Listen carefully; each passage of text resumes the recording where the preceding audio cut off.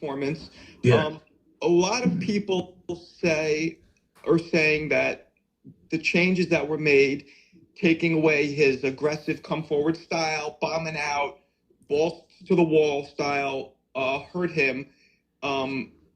That he's just boxing, moving, that hurt him. What's your response to that? My response to that is I think it's humanly impossible. Okay, so we'll go off of the you can't teach your old dog new tricks, right? So we're going to say hypothetically everybody is right about, or the people that's saying these things about, well, Malik changed his style. Well, if I changed his style, if I can't teach an old dog new tricks, why didn't Deontay just go into what he's known for doing? Because good question.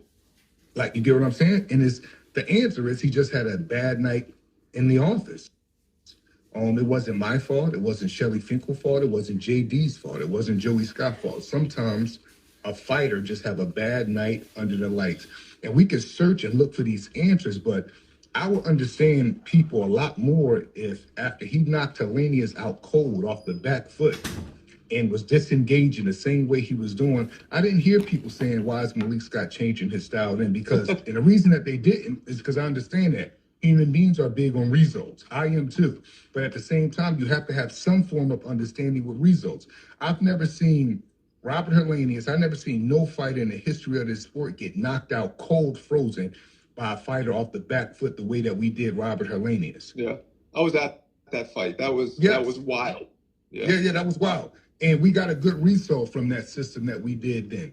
The same system, it didn't work for Joseph Parker. But if you listen to me in the corner, and if people aren't so quick to just paint a picture and go with things as clickbait, just listen to me in the corner. It got to a point where I was telling Deontay, I don't care if Joseph Parker has his high guard up. You are blessed with something that you could punch through someone's high guard, get through his high guard, punch through him. He tried it at times, but he didn't try it enough. And that's not a reflection of quote unquote my bad coaching or quote unquote JD's or quote unquote Don House. No, it's just literally he had a bad night in the office, whether it was mental, whether it was physical, whatever it is. I don't really have the answers for that. But what I do have the answers for is he's learned off that. He's in training now. And when I say training, I don't mean 2 or 3 times a week. I mean Deontay Wilder is training every day. He's back sparring. He's back doing strength and condition. And he has a vengeful side back to him. And that's good. But this is not. Those are the words of Malik Scott as he explains his side of Deontay Wilder's loss, okay? And it seems like to me, Malik Scott's, a great talker. He's a decent coach, okay? And a lot of people are shitting on him now simply because of the result, or he says result, right?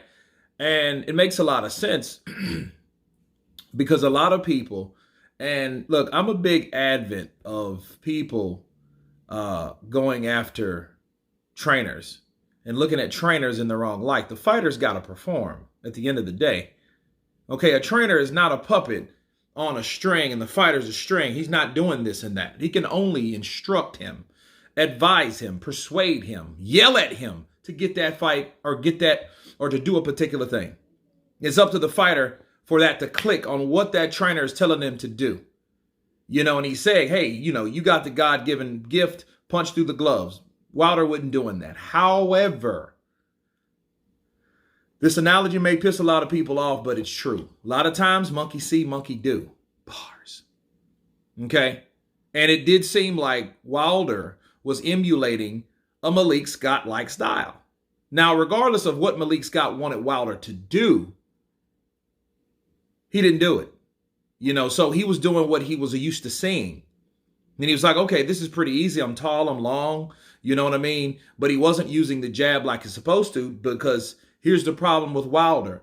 That's what happens when you don't work on your fundamentals and you only praise the God-given talent instead of work on every other thing that you need to work on along with the God-given talent. Sure, you got the right hand. How about let's form the left hook for a second. I remember when Wilder broke his right hand, and he could only throw with the left. He looked a lot better, and I don't really understand what happened. Maybe he injured another part of his body because he's had some injuries. Okay, believe it or not, he's had some injuries over the years. And it looks like to me either he doesn't have the ability to throw the left hook the way he's supposed to. Just turn that shot over. He doesn't know how to do that. It's almost like he's winging with this shot, and then it really comes off like an arm punch, and arm punches are not effective as well. He needs to learn how to turn that over. If he had anything of a left hook versus the right, or compared to the right, rather, he would be devastating. Imagine Wilder with a left hook. Bow! Left uppercut. Sure, the right uppercut is, that's his one-armed power, because, he can generate some stuff from that. But still, that requires an inside game, which he doesn't really have. And as you can see, when Parker got close to him, Parker got mid-range to give him the business. You know what I mean? And it was always like when he was here to here, he couldn't miss Wilder because there was no defense there at all, because there was no defense or attack. No offense, no defense. And you seen Parker just bop, bop, bop, bop, bop, bop, because he was right where he wanted to be. And Wilder couldn't act off of it because he was too close. Okay? And I can understand Malik Scott saying, well, hey, that ain't just me or JD's. Hey, he had an off night. So basically, what Malik Scott was saying, it was him. He's the reason for that loss. Not me. Don't blame me. I see you guys around talking about it's my fault and I've turned him into a timid Malik Scott wannabe. What Malik Scott's saying is, hey, I told him what to do. I told him to punch through it. If he has a high guard, punch through it. But again, if he had a good enough jab, the jab's decent. But if he had a power jab, bow, he could have probably broke some of that guard away and then landed the right hand. Hello, George Foreman. Because that's exactly what George Foreman did to Michael Moore to become the oldest heavyweight champion, 45 years, 8 months, years old of the world, Craig. And that's how we did it.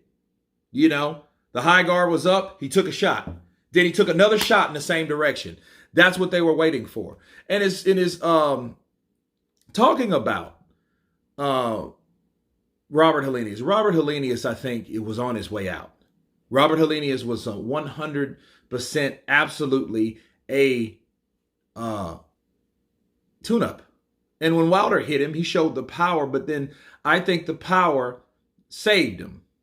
But he just did it early. Nobody cared. Nobody cared anything about how Wilder really was. Everybody just praised the fact that he could knock somebody out. And we reverted right back to that after the ass whooping he took from Tyson Fury in the third fight. Okay?